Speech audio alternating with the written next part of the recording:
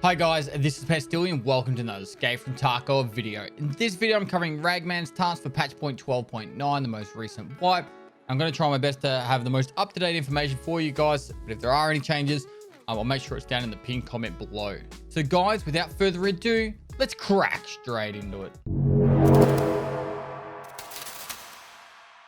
Alright, so Ragman is unlocked once you hit level 15, and the first quest requires you to get loyalty level 2. Now, once you're at level 15, you have access to the flea market. Now, this really comes down to just having a little bit of game knowledge, but there are a few little tips and tricks you can use to get that money spent if you don't have the 750k for Ragman level 2. So my first suggestion would be to look at the Vulcan helmet or the killer helmets, and you want to look at the ones that are at full durability. And if they're at a low price, I can't remember the exact price right now, but I think the killer helmet's about 140k. If you've got the killer helmet with the face shield, buy it for 140k. You can vendor it straight back to Ragman for 140k, which means if you can do like 3 or 4 of those, you've already got Ragman, enough money spent on Ragman quite easily. And the Vulcan helmet, I think they're around the 200k mark, but don't quote me on that one. I do know the Ragman, the killer helmet is very close to the 140k mark, but it's just an option that you have. If you can start learning what one sell or what items sell for certain values, you can experiment with a few of them, even like something like a BlackRock rig or something like that. I don't think that one will work, but you know what I'm trying to say.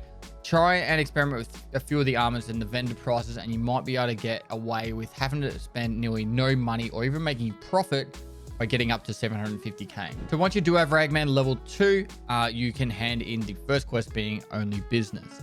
This will unlock Make Ultra Great Again and also the Big Sale quest. With the Make Ultra Great Again, you have to kill 25 scavs on Interchange, and there is no follow-on quest to this one. So you can just do it over the next, 400 raids that you go to Interchange whilst you're doing other stuff there.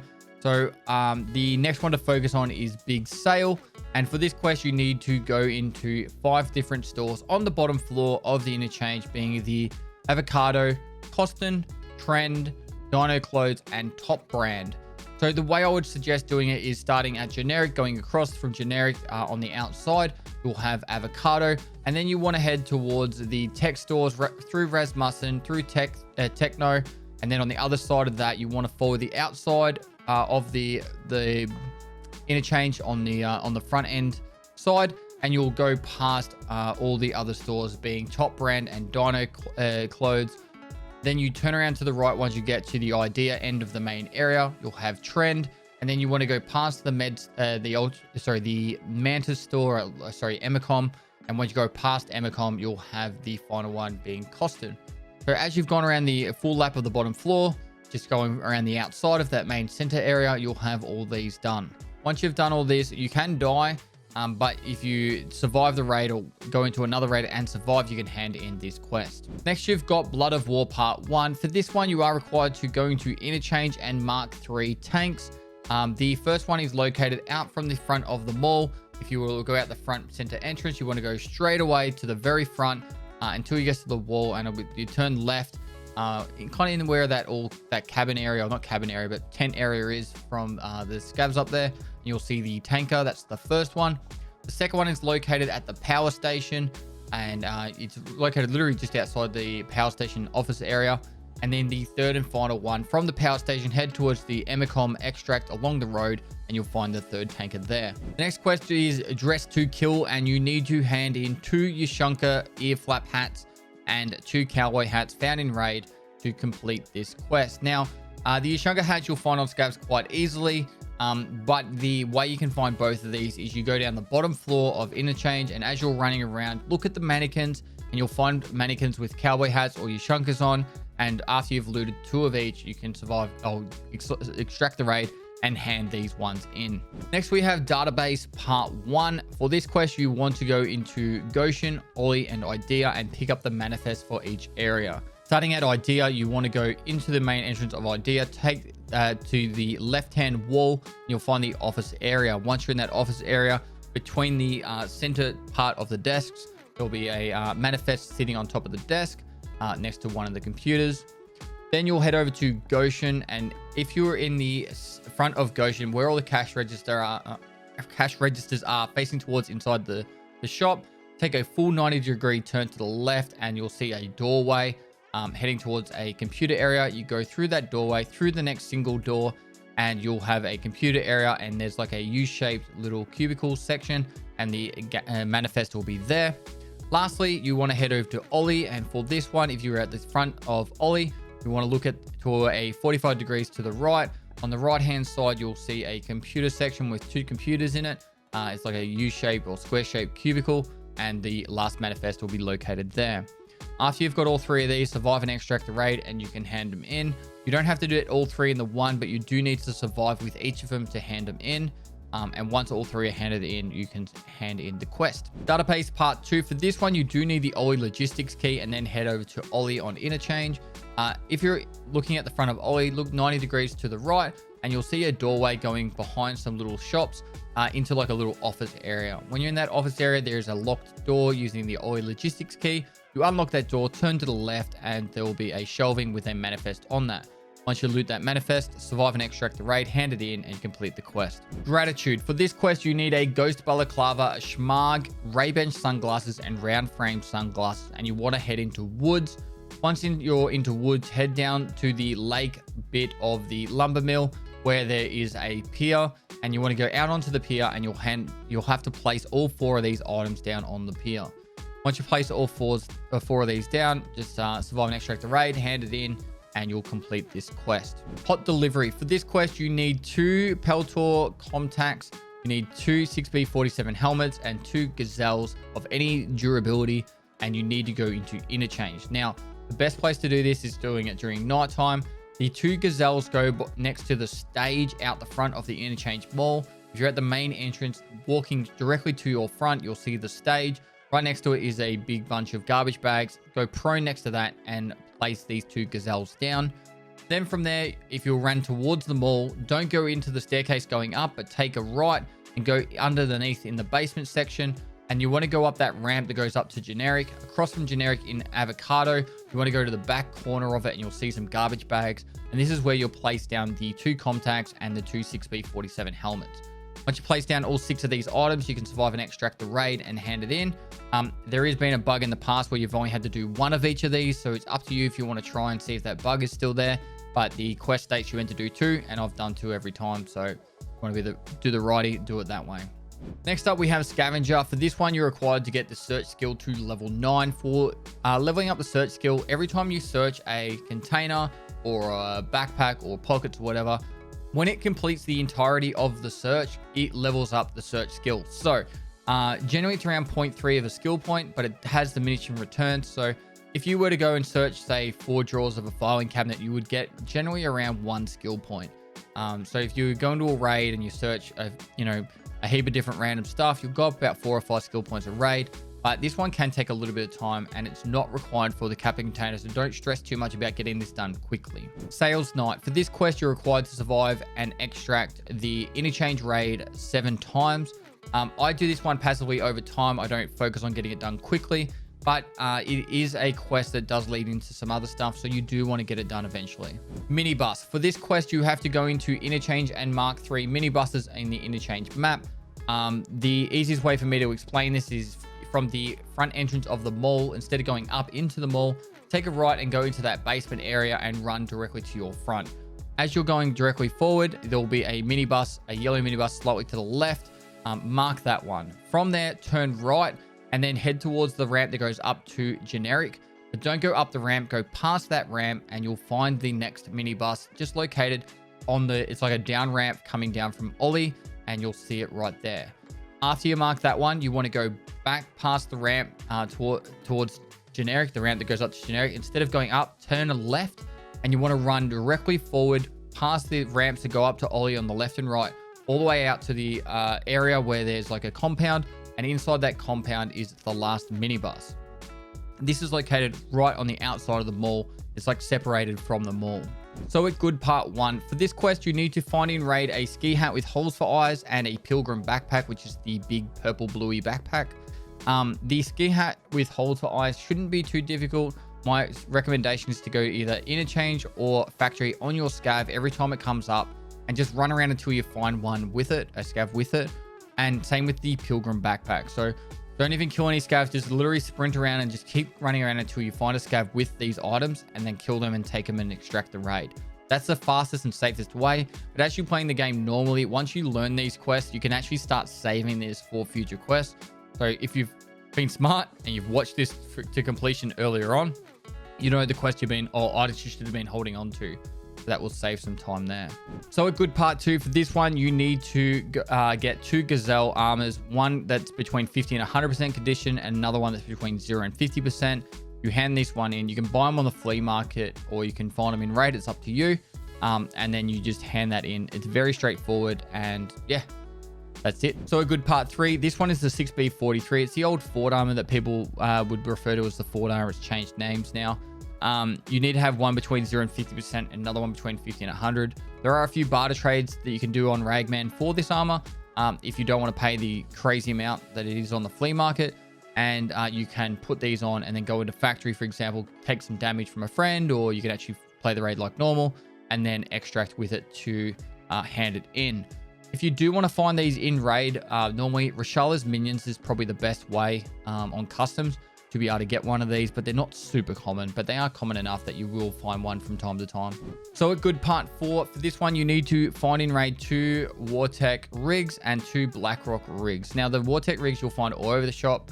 Shouldn't be too much of an issue, but the Blackrock rigs, the best place to find these is Rashala's minions. Now he spawns at either New Gas, the dorms, or the new giant Skeletor building in the middle of customs. So after you kill his minions, if he has a Blackrock on him, try and get 2 of them and then put them aside for this quest, because that's the best place to find them. Player scavs can spawn in with them. So if you have your scav up, keep running your scav every time to see if you get any items that you need for quests, because you can get a chance to get a Blackrock as well. And then you just have to survive the raid that way. Blood of War Part 2. For this, you need to find 4 found in raid fuel conditioners. There are some fixed spawns on interchange that do spawn. And it's pretty much every time there is a generator that's on, a fuel conditioner can spawn next to it, but it's not the highest spawn chance. There is one up in Tech Light. There's a generator up there that's got some shelving right next to it, and it does spawn up there that isn't too bad of a spawn chance. But the 2 best places to get these are on labs in the robotic cage section. There's the spawn there. It's the same place for the fire steel and cleans gun lube. Or you go to the technical supply crates, and you can find them quite quickly in technical supply crates. And just be checking every duffel bag that you find as well, because they do have random quest items that you're going to need over time. But yeah, technical supply crates or labs in the robotic arm cage area. Next, we have Blood of War Part 3. For this one, you need to go into woods and mark the 3 fuel stashes on woods. The first one is located on the outskirts side of the map where the scav house is. If you were going to head directly to the north from that scav house, or maybe slightly to the northwest, you don't want to go. You just want to follow that wall up until you get to a big rock, and behind it's got 2 weapon crates in there behind it, and next to that is the fuel stash that you need to mark. The second one is located on the giant rock in the middle of the map that overlooks Lumber Mill. Right next to that, there's a little kind of hidden section where there's a weapon crate and a big rope going up, where it used to be the Red Rebel extract that's no longer there. The second fuel stash is hidden there. And the third and final one is located next to the ZB012 extract, the one that's not the 014. There is a path that goes from that extract up to the top of a hill, and it's kind of near the plane crash as well as a reference point. So between that ZB extract and the plane crash, there's a hill with the final one on it. So I'll have that marked on a map, and you'll see the video footage to hopefully make it a lot easier for you. Living High is not a crime Part 1. For this quest, you need to find 2 found in raid bronze lions, 2 horse figurines, 1 cat figurine, and a roller wristwatch. Now, starting with the roller wristwatch, you get this as a quest reward from chumming, which is one of the skier quests. So when you get the skier quest reward done, I would put it aside for this quest, and that's one less thing to worry about. Now, for the bronze lions, the horse figurines, and the cat figurines, they do spawn in Idea. There are actual shelves that have these spawn in them, but they've reduced the chances now where it's very, very rare to find it. The best chances you have of finding these are now in safes or the management office on labs. You do have the other option of going into Shoreline and going to the gold rooms, which is East 310, East 222, East 205, or the West 220 room. And there's a gold loot spawn chance in those ones, and you can try and find them there. But it's personal preference on what method you want to go. I would probably just go with safes and just keep farming all the safes you see, because you will get these you get them eventually. Living high is not a crime part 2. Now, for this one, you need to find in raid 3 antique teapots and 2 antique vases. Just going by the same method as the previous one, you can go to the gold loot spawns or the management office, but my recommendation is safes. As you've been finding those bronze lions and that in the safes, if you could pick up the teapots and vases at the same time, this is be the fastest and best method for you right here. The key to success for this one, you need to go into interchange and you need to pick up 2 books. The first book is located on the across the road from Coston, inside the middle of the mall. It's a bookstore. You go inside the bookstore, you turn right, and it's the second set of shelves on the bottom shelf. It'll just be located there. For the second book, you want to go up near Tech Light on the second floor, which is on the Ollie side of the map. When you're on the second floor from Tech Light, instead of going back down the escalator, go past the escalator, turn left, and directly to your front, you'll see a bookstore / game store, and it will be located on the ground in the middle of the store. Once you loot both of these, survive and extract the raid, hand them in, and you'll be completing this quest. No fuss needed for this quest. All you have to do is get Therapist Loyalty level 3. So get your Therapist quest done, and you can hand this one in. Supervisor. For this quest, you're required to hand in a Goshen cash register key. Now, the fastest and easiest way of doing this is just buy one on the flea market and hand it in. But the Goshen cash register key spawn is on customs. Next to the new gas station, there is a bus, and it spawns in the bus on customs. So if you want to try and find it in raid, that's where you find it. But the fastest and easiest way will just be to get this from the flea market and hand it in. Next, we have Charisma brings success. For this one, all you need to do is get Charisma to level 10. The way that Charisma is leveled is pretty much by looting. So not the actual searching of stuff, but the actual looting of stuff. So if you want to level this up quickly, every time you kill a scav or a player, loot the guns and then throw the guns on the ground if you don't want them. And that will be enough just to slowly tick this one up over time. Textile Pt.1. Now for this, you need to find cloth, and Part 1 and 2 are very similar. You need to find all the types of cloth, being the aramid cloth, the ripstop, and the fleece, and then the cordura. So all 4 of those are required for Part 1 and 2. And then you also need to find paracord and keck tape. So I'm going to put these kind of both into the same bag. So all the cloth you can either craft in the hideout, or you'll find in interchange in all the clothing stores just on the ground. And you can also find these in duffel bags and just random spots around the maps. So this one doesn't lead to the Kappa container. It's just so you can unlock more clothing on Ragman. So just keep that in mind. Just do this one over time. Don't rush it.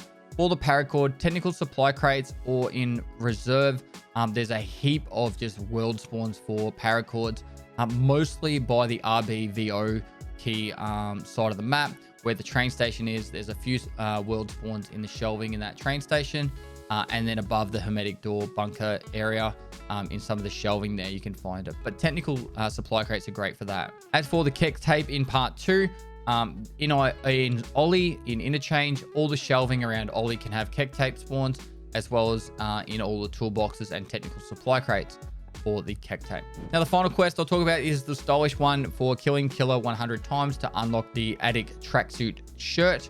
Now if you want to kill Killer 100 times, the fastest and easiest method is to use M61 ammunition with any gun that shoots it. You can go in naked with a Vepper Hunter and just tap him in the head that way, or a lot of people are using the MDR 762 variant, so they can use the M61. Or 308 variant, sorry. And that's a very common method of people doing it. So I'm going to be putting out a full Scav Boss killing guide very soon. But for the information for this, M61 ammunition is the best. It used to be trying to leg meta him, but now he doesn't get stun locked as easily, and he really does hurt you fast. So you want to try and instantly tap him in the head and kill him instantly. And M61 is the way to go for that. Anyway, as for the rest of this guide, that is it. That is up to date with all the latest information that I have for you guys. Hopefully you guys found it enjoyable and you learned something. If you did, please take the time and effort just to like and comment on the video for the YouTube algorithm. You can literally write anything. It really does help out with discoverability from the impressions. And if you got any mates that are new to Tarkov and you feel like they would learn from this, feel free to send them a link and help with the discoverability side of that. As for that though, usual drill, subscribe, notification bell if you want to keep up to date with the latest information. And I do stream on Twitch every day of the week, so go down the link below, give me a follow over there, and I can answer any of your questions in live time when I'm live on Twitch. But besides that, guys, hopefully you enjoyed it. And lastly, I'll see you next time.